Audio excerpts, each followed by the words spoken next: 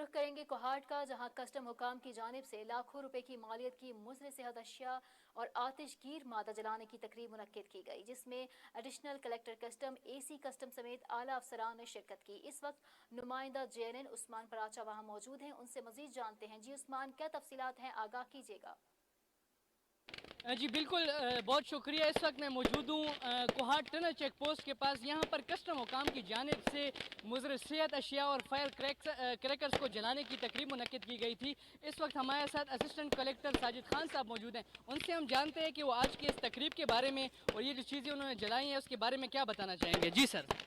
السلام علیکم۔ یہ جو ڈسٹرکشن کا پروسیس ہے یہ ہم کر رہے تھے 26 جنوری کو، جو انٹرنیشنل کسٹمز ڈے ہوتا ہے، لیکن کرونا کی وجہ سے ہم اس کو نہیں کر پائے اور ابھی ہم اس کو اگست میں کروا رہے ہیں۔ یہ جتنی بھی چیزیں ہم ڈسٹرائی کر رہے ہیں اس میں بینڈ آئٹمس ہیں جو انڈیا سے اسمگلڈ ہوتے ہیں، اور اس میں وہ چیزیں ہیں جو ناٹ فٹ فار کنزمپشن ہوتی ہے، اور یہ کنزمپشن کے لیے جو فٹ نہیں ہوتی اس کے لیے لیبارٹری کی جاتی ہیں، جو گورنمنٹ کی پرسکرائب لیبارٹری ہیں، جہاں سے ہمیں سرٹیفکیٹ مل جاتا ہے کہ ہم اس کو ڈسٹرائی کر سکتے ہیں۔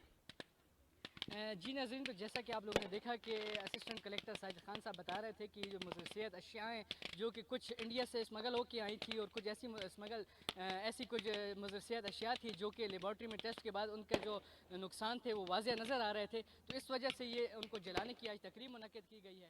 بہت شکریہ عثمان۔